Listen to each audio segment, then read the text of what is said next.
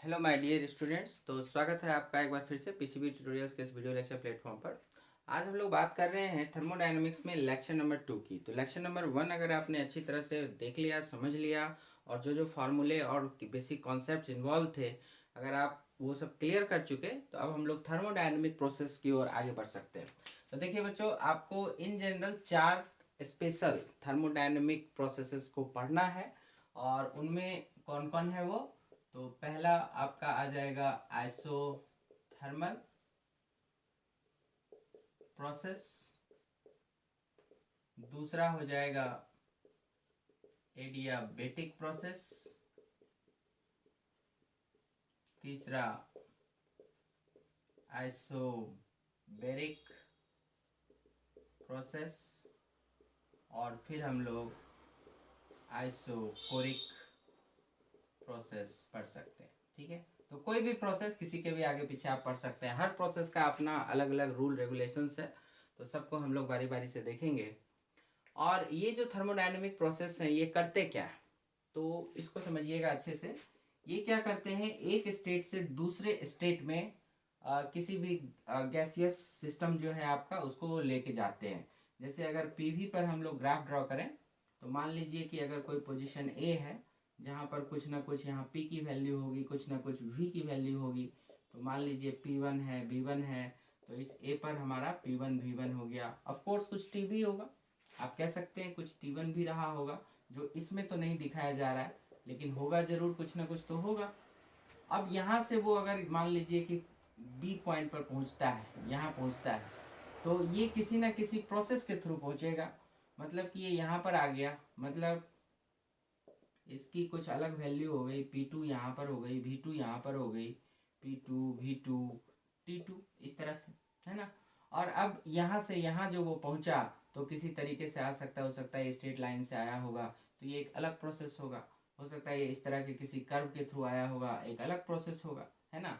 तो किसी भी तरह के वो प्रोसेस के थ्रू आ सकता है, तो वही सब है थर्मोडायनेमिक प्रोसेस, है ना। तो उन्हीं के स्पेशल नाम है कुछ, आइसोथर्मल, एडियाबेटिक, आइसोबैरिक और आइसोकोरिक प्रोसेस। तो बारी बारी से उन्हीं को हम जानेंगे कि किस प्रोसेस में क्या होता है ना, उसकी क्या क्या खासियत है। तो उन सबको डिटेल में जानना है। और हर प्रोसेस में हम लोग 5 चीज़ है जिसको हम कैलकुलेशन करेंगे। तो सबसे पहले हम लोग देखेंगे वर्क डन। हर प्रोसेस में वर्क डन कितने का आता है, जिसके लिए हमें इंटीग्रेशन ऑफ PdV जैसे फार्मूले की जरूरत पड़ेगी। हर प्रोसेस में हम लोग चेंज इन इंटरनल एनर्जी निकालेंगे, जिसको डेल्टा यू से भी दिखा सकते हैं और डेल्टा ई से भी दिखा सकते हैं, और जिसके लिए हमें NCV डेल्टा टी की इस फार्मूले की ज़रूरत पड़ेगी। और इसी तरह से फिर हमें इंथैल्पी चेंज, जिसके लिए NCP डेल्टा टी की ज़रूरत पड़ेगी। और हीट ट्रांसफ़र कितना हो रहा है सिस्टम में, है ना, उसको कैलकुलेट करना होगा। तो उसके लिए फर्स्ट लॉ ऑफ थर्मोडायनेमिक्स, चूँकि हमें डेल्टा यू और डेल्टा डब्ल्यू मालूम है, तो delta U plus delta W लिखेंगे तो डेल्टा क्यू वो हमें हीट ट्रांसफ़र की वैल्यू मिल जाएगी। और फिर फाइनली चेंज इन इंट्रॉपी, जिसके लिए हम लोग dQ/T जैसे फार्मूले का इस्तेमाल करेंगे। ठीक है, तो ये सब कॉन्सेप्ट्स हैं जो आपको हर प्रोसेस, आइसोथर्मल में भी इन पांचों का कैलकुलेशन होगा, एडियाबेटिक प्रोसेस में भी इन पांचों का कैलकुलेशन होगा, आइसोबेरिक में भी इन पांचों का होगा, आइसोकोरिक में भी इन्हीं पांचों का होगा, है ना। तो सबकी वैल्यूज क्या क्या होगी उन सबको डिटेल में देखेंगे। मतलब थर्मोडायनेमिक सिस्टम, साथ में ये भी आपको ध्यान में रखना है, पिस्टन और सिलेंडर जैसे सिस्टम होंगे। यहाँ पर ये पिस्टन हो गया और ये सिलेंडर हो गया, इसमें कुछ गैस भरे होंगे। यही जो गैस होगा यही थर्मोडायनेमिकल सिस्टम होगा हमारा, जिसको हम हीट सप्लाई करेंगे या जिसके टेम्परेचर की बात करेंगे, जिसके प्रेशर की बात करेंगे। तो अभी जैसे कि मान के चलिए हमने इसमें कुछ हीट ट्रांसफ़र किया तो डेल्टा क्यू पॉजिटिव हो जाएगा, उससे उसका कुछ टेम्परेचर इंक्रीज हो गया। तो अभी गैस जो थे वो T1 टेम्परेचर पर थे, अब वो T2 पे चले गए, तो यही हम कहेंगे इसका स्टेट जो है वो चेंज हो गया, गैस ए से बी एक नए स्टेट में आ गया। तो ये किस प्रोसेस के थ्रू आया, हो सकता है हमने इसको फिक्स रखा हुआ है, पिस्टन को हम बढ़ने नहीं दिए, मतलब वॉल्यूम कांस्टेंट हो गया, तो हम कहेंगे इस प्रोसेस का नाम आ जाएगा आइसोकोरिक प्रोसेस। इस तरह से अगर हमने पिस्टन को इस तरह से बढ़ने दिया कि जितना भी प्रेशर बाहर का हो उतना ही अंदर का हो जाए, तो फिर क्या होगा, वो आइसोबैरिक प्रोसेस कहलाएगा, इस तरह से। और ऐसा भी हो सकता है कि हम कोई हीट सप्लाई ना करें, है ना, तो उस समय एडियाबेटिक। और जब टेम्परेचर को कांस्टेंट रखा जाए तो फिर वो हो जाएगा आइसोथर्मल। तो डिफरेंट डिफरेंट तरीके से हम लोग pressure, volume, temperature, internal energy, enthalpy, इन सब में चेंजिंग लाते रहते हैं डिफरेंट डिफरेंट थर्मोडायनेमिकल प्रोसेस के थ्रू। तो और सभी प्रोसेस का पीवी पे, तो कभी पीटी पे, तो कभी वीटी पे, मतलब ग्राफ आपको मिलता रहेगा, कभी पीटी पर तो कभी वीटी पर, इस तरह से कॉरेस्पॉन्डिंग ग्राफ्स आते जाएंगे। आइसोथर्मल है तो टी आपका चेंज नहीं आएगा, ग्राफ इस तरह से जाएगा, है ना। अगर आइसोकोरिक है, ग्राफ इस तरह से जाएगा। अगर इधर से उधर गए तो आप एरो दिखा सकते हैं, ऊपर से नीचे आए डाउन डाउन एरो आ सकता है ना। तो इस तरह से बहुत सारी चीज़ें हो जाती है हर प्रोसेस में। तो एक एक करके सभी प्रोसेस के हमको डिटेल पढ़ने हैं।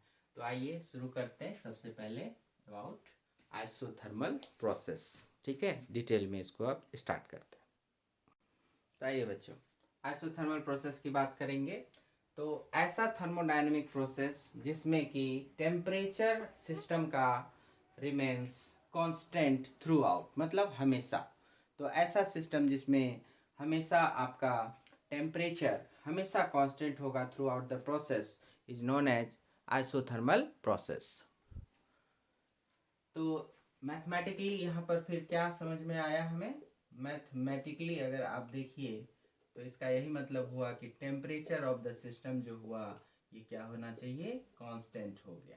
मतलब ये जो आपका थर्मोडायनेमिक सिस्टम है, पिस्टन सिलेंडर का जो हमने ये सिस्टम लिया, तो इसमें जो ये गैस है, तो अगर हमको इसे एक्सपेंड भी करना है, ऊपर की तरफ लेके जाना है, चाहे हीट सप्लाई करनी है, चाहे आप कुछ भी करें, चाहे वॉल्यूम चेंज हो या नीचे की तरफ लेके आइए, कंप्रेस करिए, आप कुछ भी करेंगे तो इसमें प्रेशर चेंज हो सकता है, हीट का एडिशन इसमें हो सकता है, रिजेक्शन हो सकता है, लेकिन टेम्परेचर जो होना चाहिए हमेशा क्या होना चाहिए, कांस्टेंट होना चाहिए, है ना। तो प्रोसेस जो होता है ये नॉर्मली बहुत धीरे धीरे, बहुत स्लो प्रोसेस होता है, जिससे कि जैसे कि अगर आप ऊपर जाएं तो ये गैस जो है ठंडा होना चाहेगा, तो ठंडा नहीं हो, बाहर से हीट आ जाए उसको, या आप बाहर से हीट सप्लाई करें जिससे जितना टेम्परेचर था उतना मेंटेन हो जाए।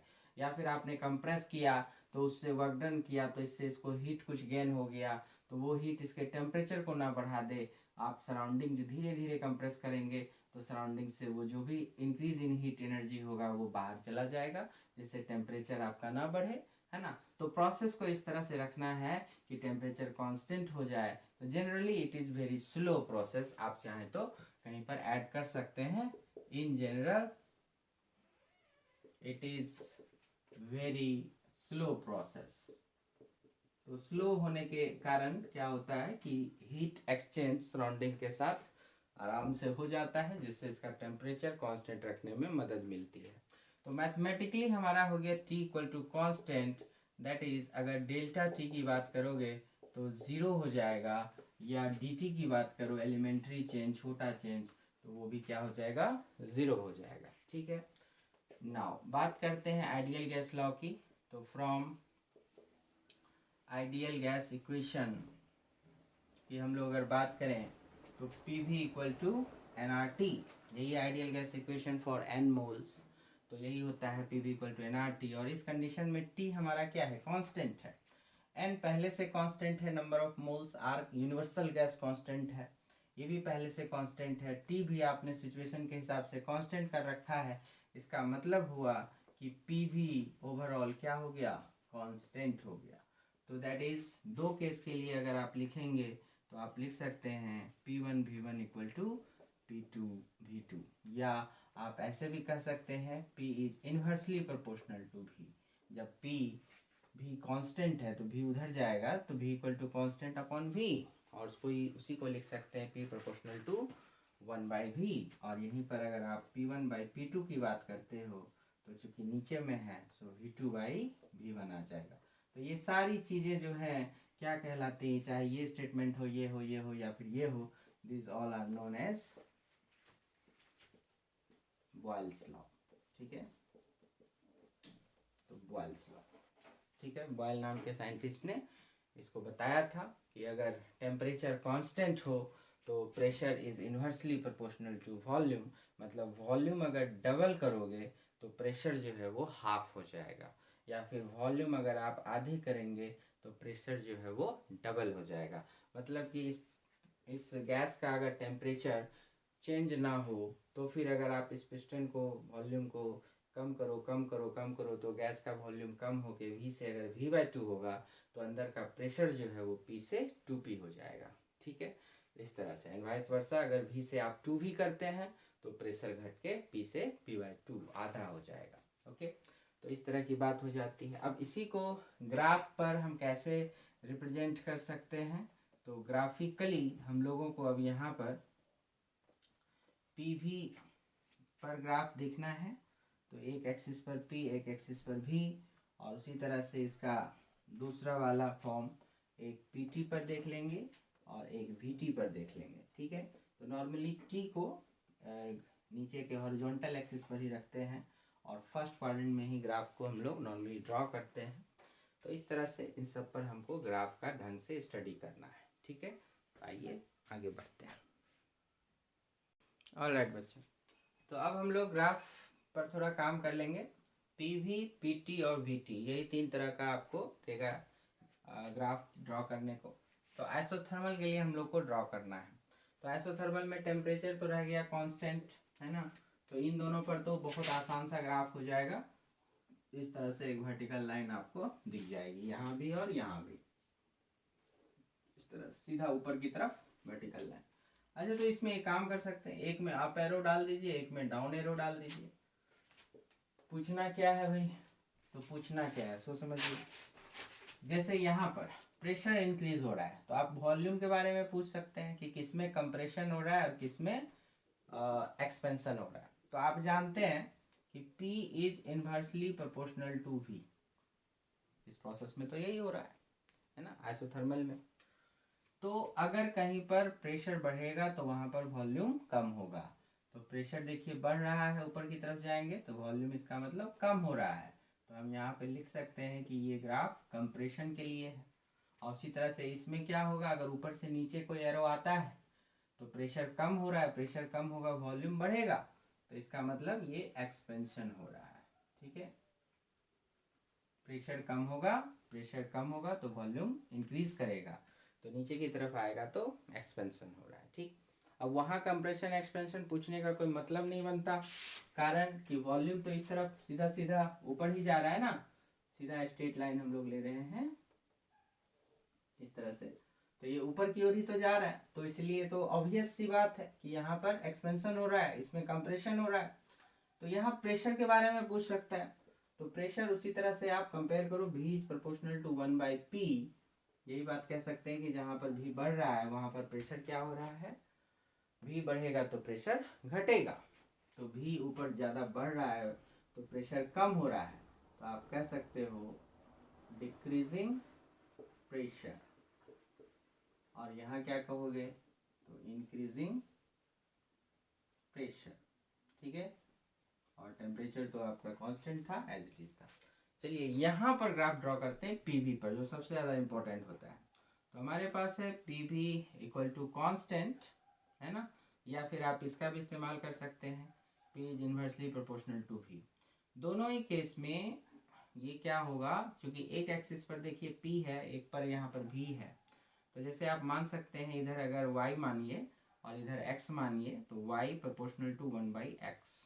तो अगर आपको थोड़ी सी भी जानकारी हो तो कॉनिक सेक्शन में हमने इस पर डिटेल में बात की है। अगर आपको दिक्कत हो रहा है तो अप्लाइड मैथ वाले प्लेलिस्ट में चले जाएं और वहाँ पर आप थोड़ा सा ग्राफिकल स्टडी बताया गया है कॉनिक सेक्शन के बारे में, हाइपरबोला, इलिप्स, पैराबोला, तो सबके ग्राफ डिटेल में वहाँ पर बताए गए, सिखाए गए हैं। दिक्कत हो थोड़ा सा उसमें जा करके इन चीज़ों को समझ लीजिए। y प्रोपोर्शनल टू 1/x होगा तो इनको हम कहते हैं रेक्टेंगुलर हाइपरबोला। ठीक है, रेक्टेंगुलर हाइपरबोला। तो रेक्टेंगुलर हाइपरबोला कैसा होगा, तो इस तरह से बिल्कुल ऐसे कुछ चलेगा। ठीक है, मतलब ये एकदम से सिमेट्रिक होगा, यहाँ से जो एक लाइन जाएगी ना y इक्वल टू एक्स वाली लाइन ऐसे करके, तो ये इसके लिए ना एक मिरर का काम करेगा, जैसा ये इधर बनेगा वैसा इधर ऐसे बन जाएगा।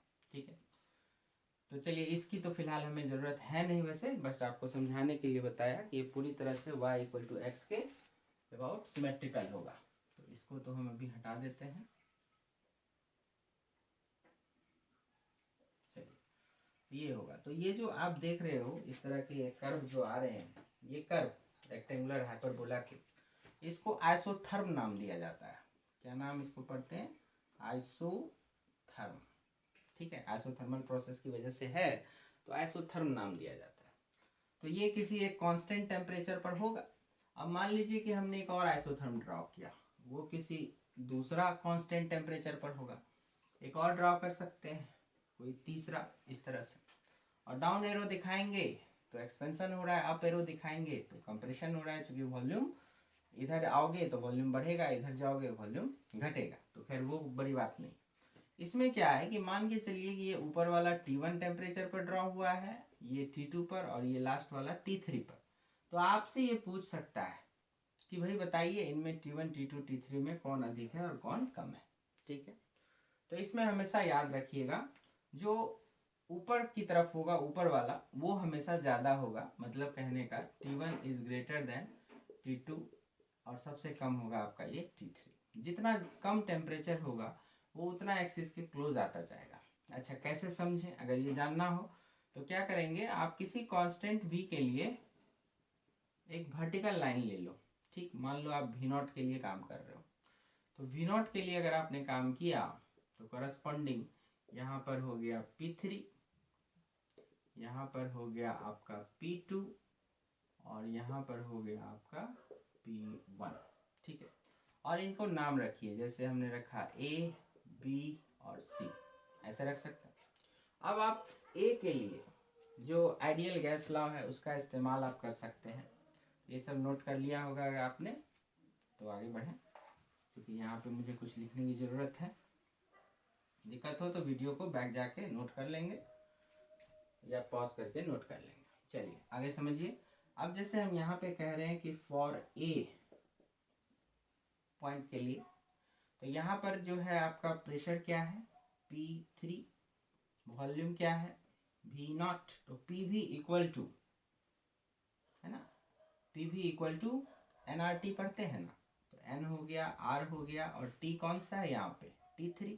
क्योंकि इस लाइन पर कहीं भी आप जाएंगे तो टेम्परेचर क्या होना है, T3 होना है। ये पूरा का पूरा isotherm eight T3, constant temperature T3 पे ड्रॉ होगा। ठीक है, इसलिए ये ए पॉइंट कहाँ लाइक कर रहा है, T3 वाले टेम्परेचर पर, तो T3 रखना है।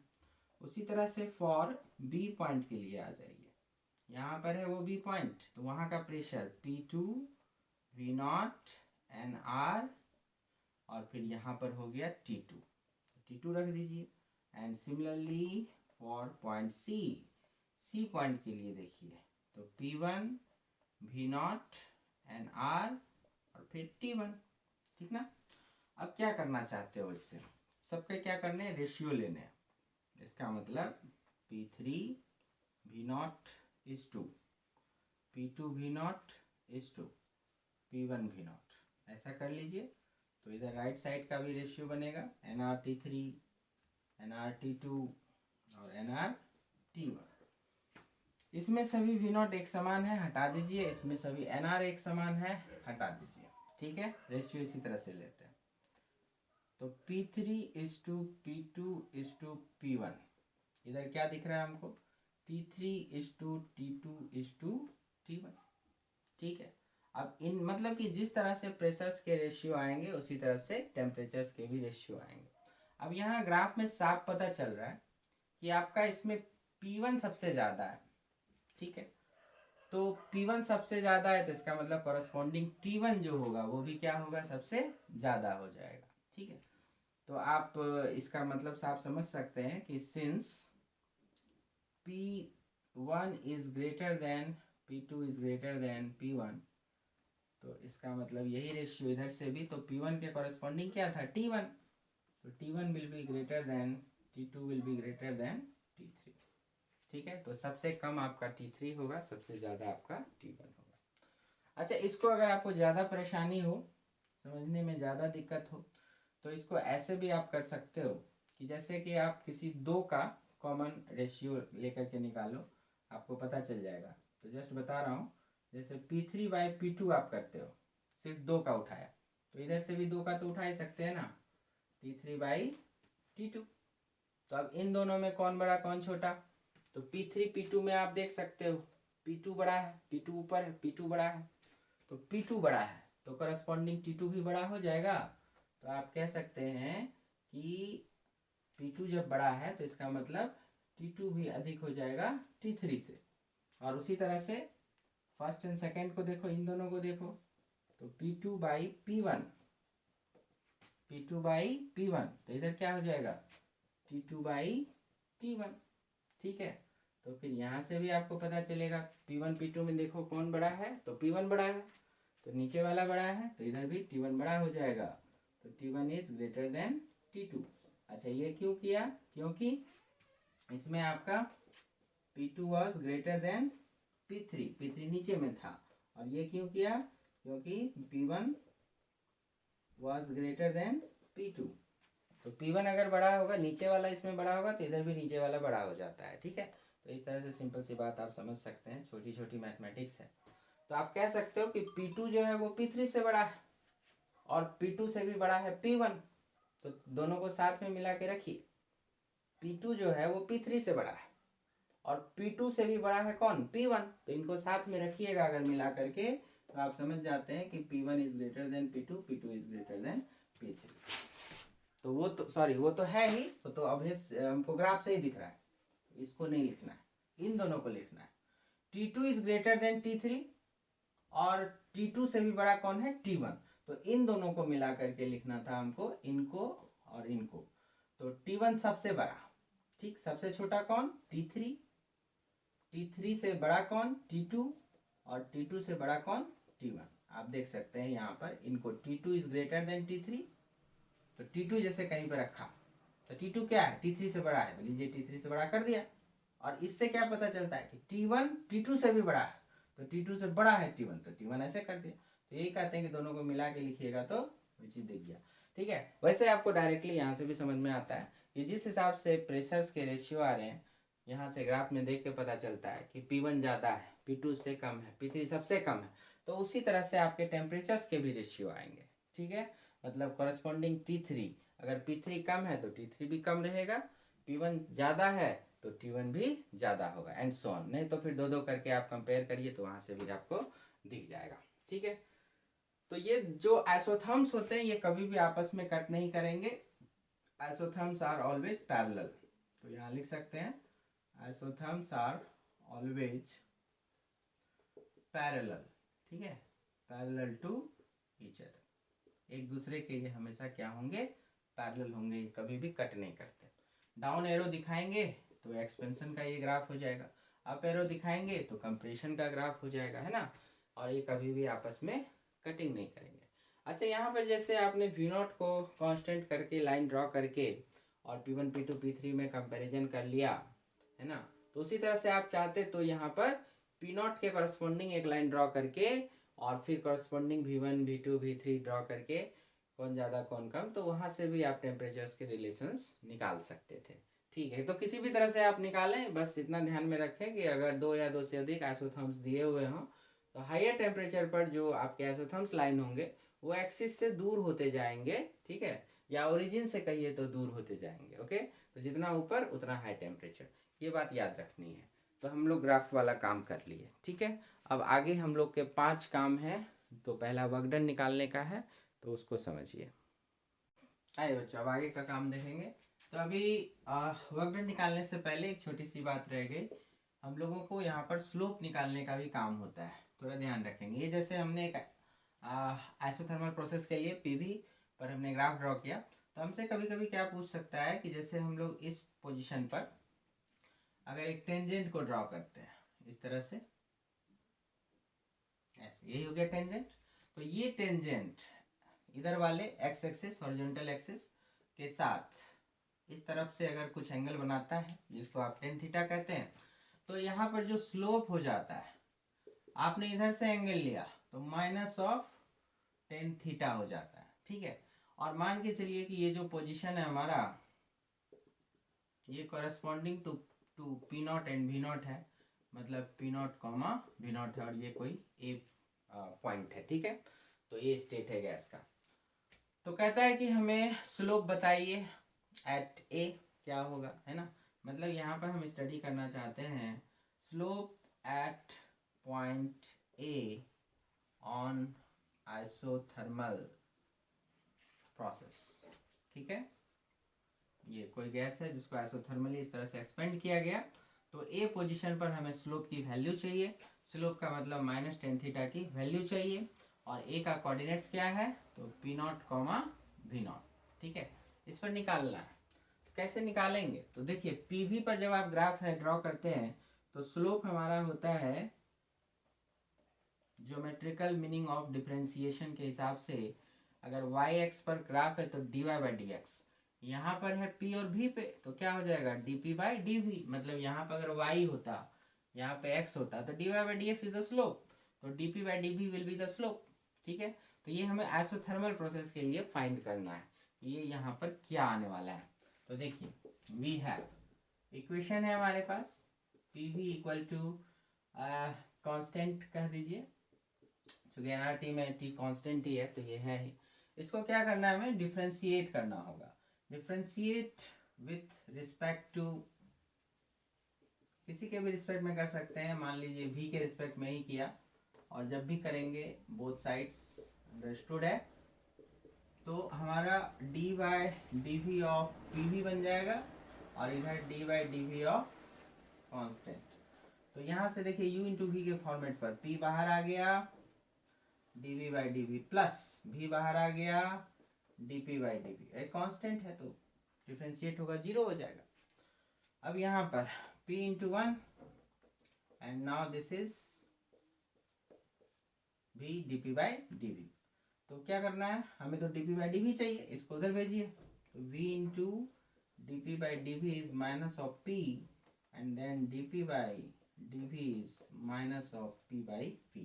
तो यही तो निकालना था, ठीक है। तो स्लोप ऑन आइसोथर्मल कर्व की क्या वैल्यू आएगी, माइनस पी अपॉन वी।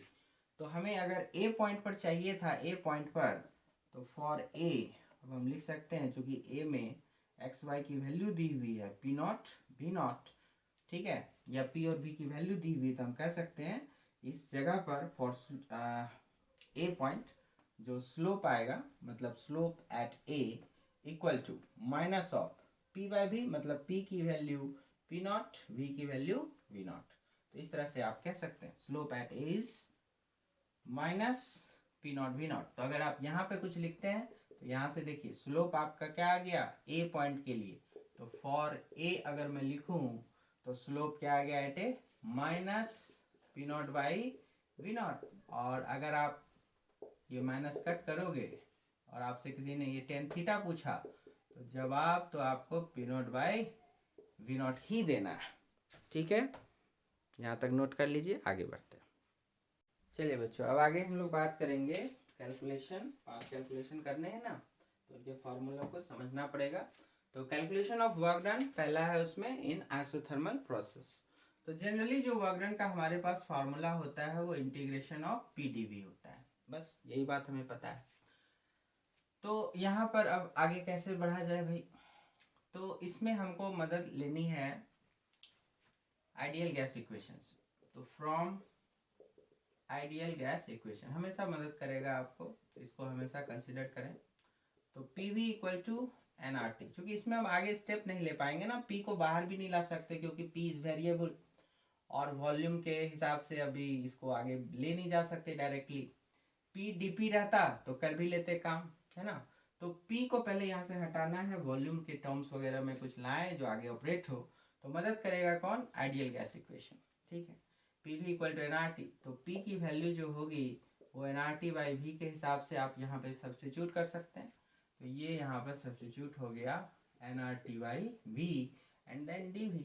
अब यहाँ देखो n नंबर ऑफ मोल्स है, कांस्टेंट बाहर आ गया, r भी गैस कांस्टेंट बाहर आ गया, और टेम्परेचर जो है आइसोथर्मल होने की वजह से वो भी कांस्टेंट, तो बाहर आ गया। अब आपका इंटीग्रेशन बच गया इस तरह से 1/v का इंटीग्रेशन ऐसे चलेगा dv/v।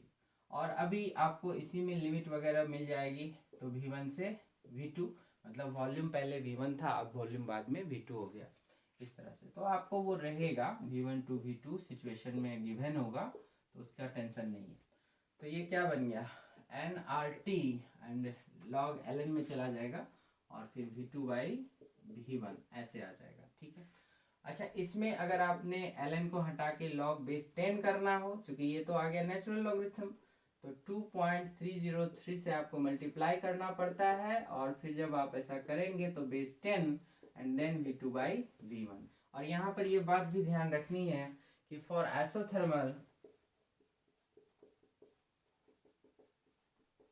आइसोथर्मल प्रोसेस के लिए हम लोग को ये बात याद है कि P is inversely proportional to V। तो इसका मतलब क्या हुआ कि P1/P2 अगर करते हैं तो दैट इज V2/V1। तो ये पहले भी आपने लिखा हुआ है, तो इसको आप वहाँ पे यूटिलाइज कर सकते हैं। So this thing is same as 2.303 nRT log base 10 and then P1/P2। यहाँ से V2/V1 can be replaced with P1/P2। तो अगर प्रेशर में भी लिमिट दिया हुआ है P1 से P2 प्रेशर हो जाता है एट सम कांस्टेंट टेम्परेचर, तो आपका वर्क डन जो है इस तरह से निकल जाएगा। तो काफ़ी ज़्यादा इंपॉर्टेंट फार्मूला होता है, बहुत सारे सवाल रहते हैं इस पर सॉल्व करने को, तो इसे मिस नहीं करना है, अच्छी तरह से इसको ध्यान में रखिए। कुछ बच्चे यहाँ कंफ्यूज करते हैं 2.303 कहाँ से आ गया, तो लॉग वाले में मैंने सारा बात बताया हुआ है, तो एक बार फिर से समझा दूं। ln x का मतलब होता है आपका natural logarithm log of x base e के साथ। लेकिन जब आप इसको चेंज करना चाहते हैं कॉमन लॉगरिथम में, मतलब बेस 10 के साथ, तो एक फैक्टर से आपको मल्टीप्लाई करना पड़ता है, और वही फैक्टर होता है 2.303, ठीक है।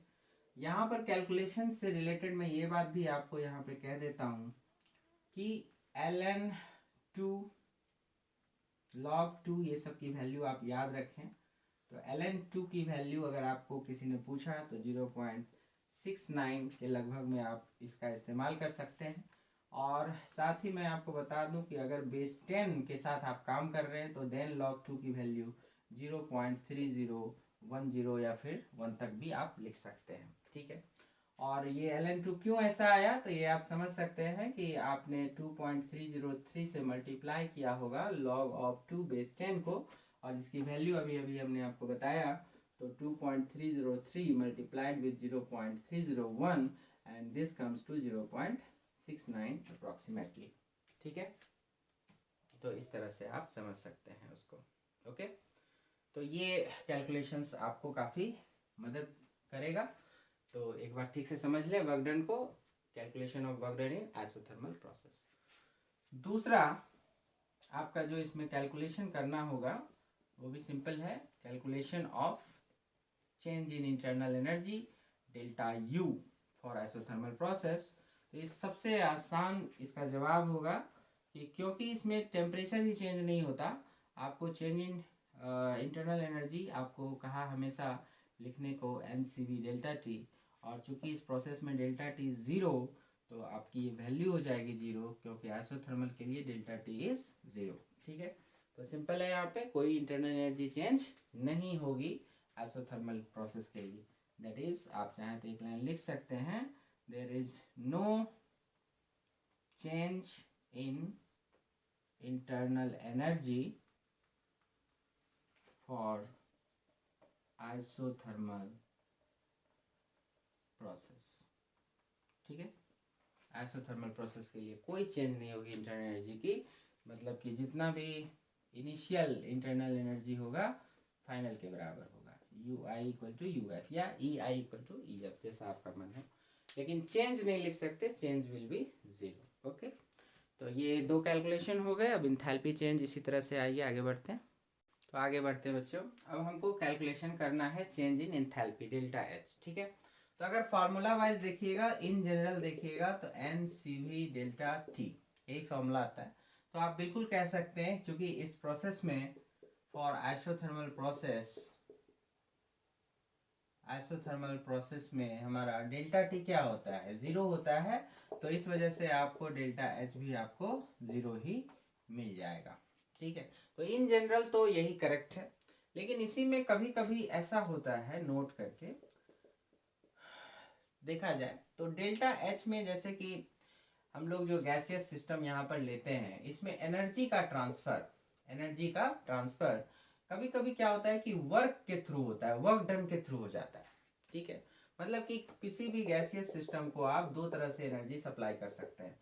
या तो आपने उसको हीट एनर्जी डायरेक्ट सप्लाई कर दी, ठीक है, या फिर आप क्या करो, कुछ वर्क डन कर दो ऑन द सिस्टम, तो उससे भी इसको आपने क्या किया, एनर्जी ही सप्लाई की, आपके द्वारा किया गया वर्क डन वो किसको एनर्जी के रूप में मिला, अंदर के जो गैसियस सिस्टम है उसी को मिलेगा। ठीक है, तो क्या होता है इसमें डेल्टा एच में कुछ इस तरह की बात हो जाती है कि अगर आपने इंथैल्पी चेंज वर्क डन की वजह से है, तो फिर ये एक तरह से सिर्फ डेल्टा टी पर डिपेंड नहीं करता, कुछ और चीज़ें भी इन्वॉल्व हो जाती है ना।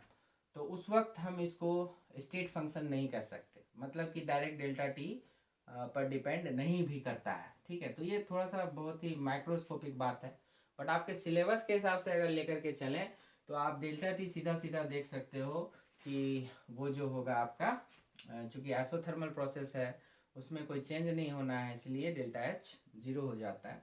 लेकिन हम यहाँ पर एक नोट करके एक बात ज़रूर लिखेंगे, if there is work transfer, ठीक है, इन आइसोथर्मल प्रोसेस, तो वर्क ट्रांसफर के थ्रू क्या होता है कि कुछ फ्रिक्शन रिक्शन से आपका वहाँ एनर्जी के लॉस हो सकते हैं।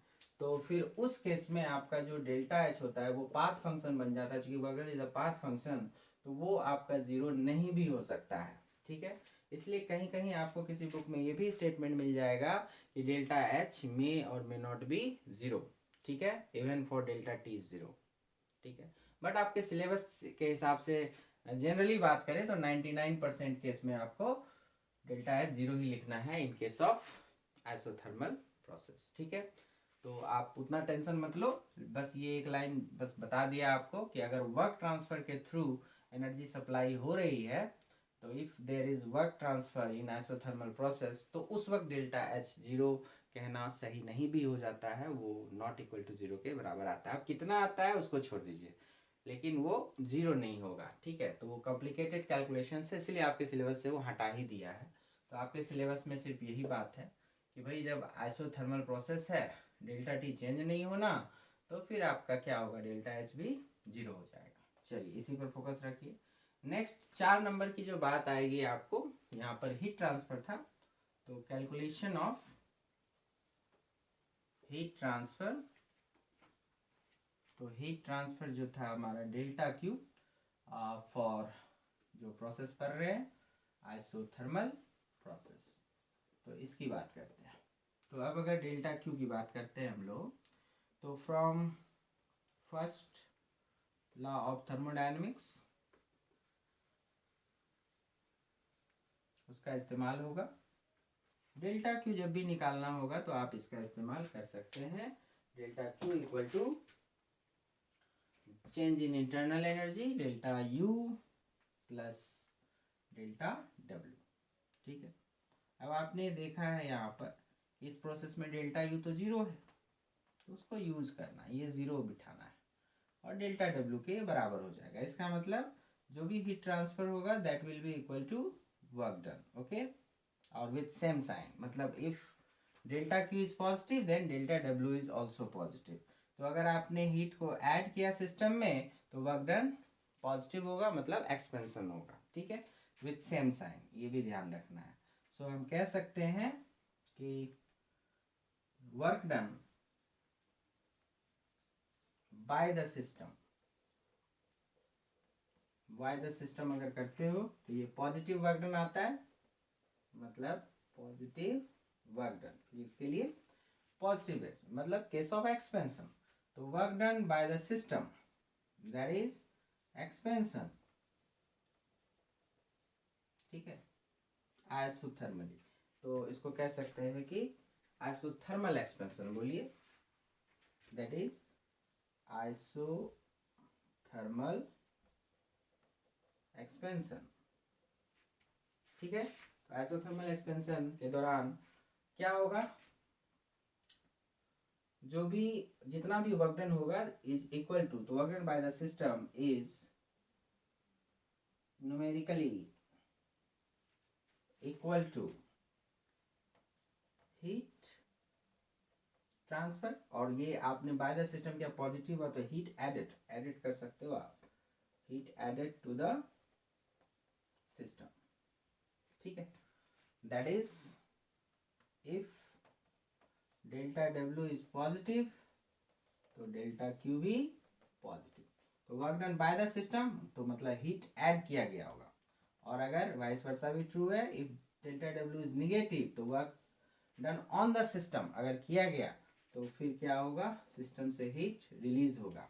ठीक है, तो डेल्टा क्यू निगेटिव, मतलब पिस्टन को अगर ऊपर से वर्क डन सप्लाई किया जाए, वर्क डन दिया जाए, दबाया जाए, नीचे आ गया तो क्या होगा, सिस्टम से हीट बाहर चली जाएगी। ठीक है, तभी इसका टेम्परेचर कांस्टेंट रह सकता है। और अगर work done by the system है, इस सिस्टम ने अगर काम किया, एक्सपेंशन हुआ, ऊपर की तरफ जाएगा तो फिर हीट जो होगा सराउंडिंग से इसमें जाएगा या आपको सप्लाई करना पड़ेगा।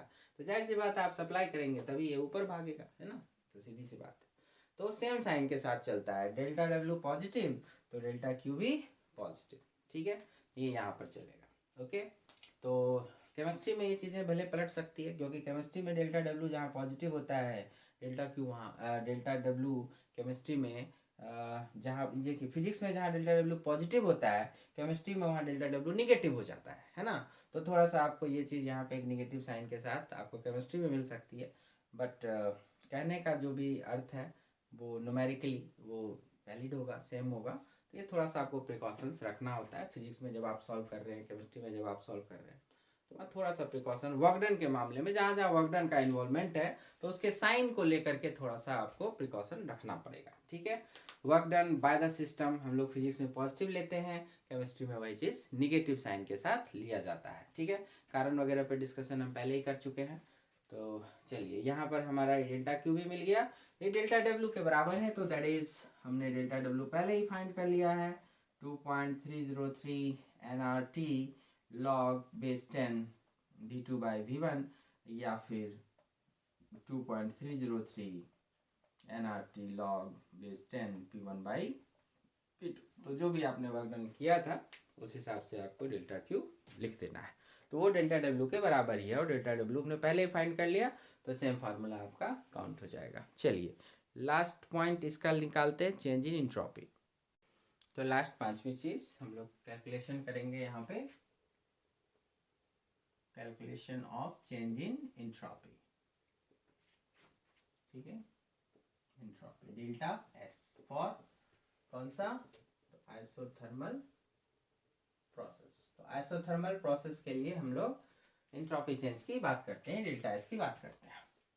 तो डेल्टा एस तो वही हमने पढ़ रखा था, integration of delta Q upon T, इस तरह से कह रखा था, है ना। तो अब यहाँ पर क्या है कि डेल्टा क्यू कितना है हमें पता है, और टेम्परेचर भी आपका कांस्टेंट है, तो अच्छी बात है, 1/T आपका सीधा सीधा बाहर हो जाएगा, तो इंटीग्रेशन की जरूरत पड़ेगी ही नहीं यहाँ पे। जब टेम्परेचर कांस्टेंट है तो इंटीग्रेशन की जरूरत ही नहीं पड़ती, तो सीधा सीधा आपका ये डेल्टा क्यू बाई टी हो गया, और डेल्टा क्यू जो था हमारा डेल्टा डब्ल्यू के बराबर था, और ये क्या था, तो 2.303 nRT log base 10 V2 by V1 या P1 बाई P2, हम कोई भी ही इस्तेमाल कर रहे हैं बाई टी, तो यहाँ से इसको कैंसिल कर दीजिए।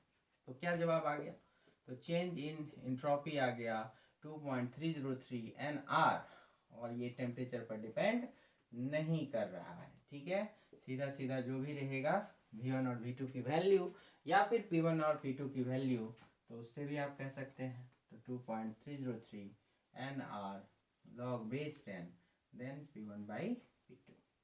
ठीक है, तो इसका कैलकुलेशन कर लेंगे, N number of moles, R gas constant आप जान रहे हैं ये सब, तो उसको रख सकते हैं। याद रखिएगा एस आई सिस्टम, हालांकि गैस कांस्टेंट पर हम डिटेल में आगे बात करेंगे, यूनिवर्सल गैस कांस्टेंट, आर की वैल्यू एस आई सिस्टम में 8.314 जूल पर मोल पर केल्विन, है ना, तो ये आप इस्तेमाल करते हैं। ओके, CGS में अगर आप जाते हैं तो यही 4.2 से आप भाग दे दीजिएगा, लगभग 2 आ जाता है। वैसे 1.98 कैलोरीज पर मोल पर केल्विन का इस्तेमाल हो सकता है। और अगर 0.0821 लेते हैं तो ये हो जाता है हमारा लीटर एटमॉस्फेयर, है ना, और बाकी पर मोल पर केल्विन में। तो ये आर की वैल्यूज़ है इन डिफरेंट यूनिट्स। तो ज़्यादातर एसआई सिस्टम में हम लोग काम करेंगे तो यहाँ पर ये 8.314 वैल्यू आपको याद रखना है।